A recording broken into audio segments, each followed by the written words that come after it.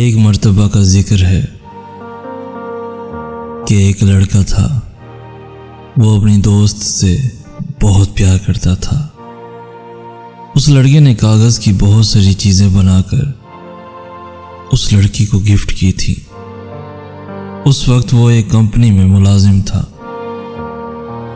उसका मुस्तकबिल कुछ ज्यादा रोशन नहीं था, लेकिन फिर भी वो दोनों साथ बहुत खुश थे। एक दिन उसकी दोस्त ने कहा कि वो पेरिस जा रही है और फिर कभी वापस नहीं आएगी। उसने ये भी कहा कि वो साथ में उन दोनों का कोई ख़ास मुस्तकबिल नहीं देख रही, तो अब से उन दोनों के रास्ते अलग अलग हैं। उस लड़के का दिल टूट गया, लेकिन जब वो अपने होश व हवास में वापस आया, उसने दिन रात मेहनत शुरू कर दी।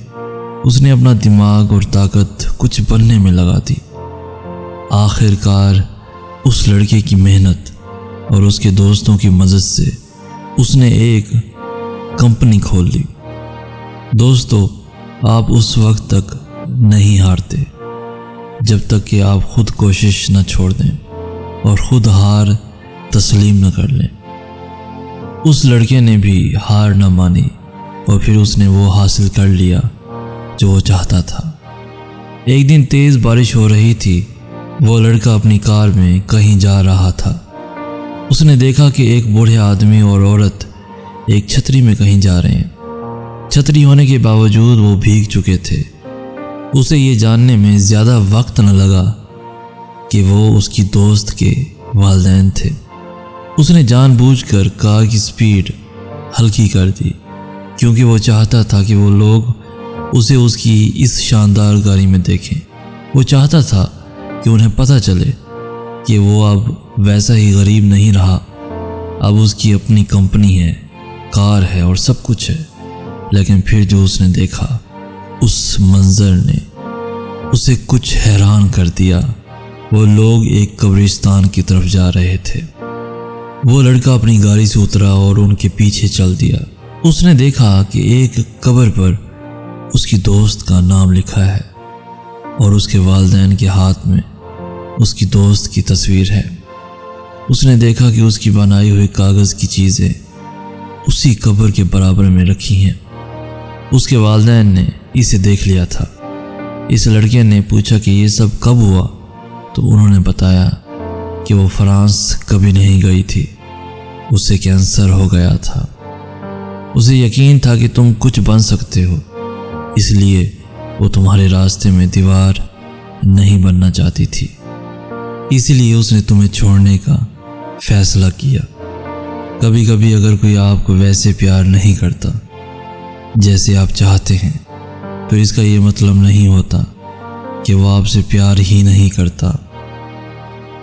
उसने अपने वालिदैन से कहा था कि उसके मरने के बाद ये कागज़ की चीज़ें उसकी कब्र के बराबर में रख दें, क्योंकि अगर किसी दिन किस्मत तुम्हें यहाँ ले आई तो तुम उसके सच्चे प्यार को समझ जाओगे।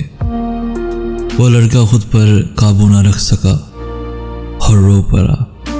किसी को याद करने का दर्दनाक तरीका ये होता है कि आप उसके बराबर में बैठ जाओ, ये जानते हुए भी कि ना आप उसको पा सकते हो और ना ही उसे कभी देख सकते हो।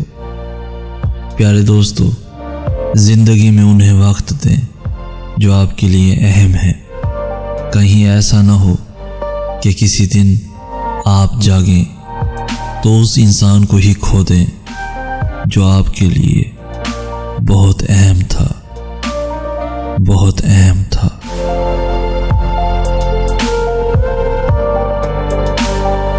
मुझे पहली बार महसूस हुआ कि पैरों के नीचे से ज़मीन कैसे निकलती है।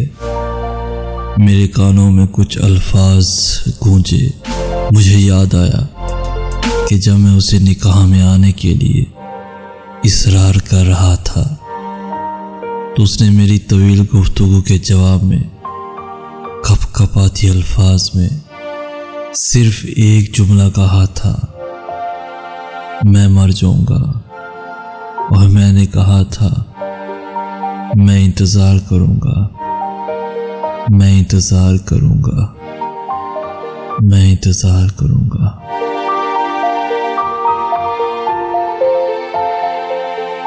सिर्फ तकलीफ, तकलीफ, शदीद तकलीफ थी और मोहब्बत को आखिरी खुदा हाफिज था। मैंने आंखों को बंद कर लिया था, सिसकी को दबाने के लिए होंठों को सख्ती से भेज लिया। अल्फाजों ने अदा होने से इनकार कर दिया। निकाह के अल्फाज दोबारा कानों में गूंजे, होंठ हिले, एक आंख से आंसू टपका, कपकपाते लफ्जों से कहा कबूल है, और दिल ने कहा इन्ना लिल्लाहि व इन्ना इलैहि राजिऊन।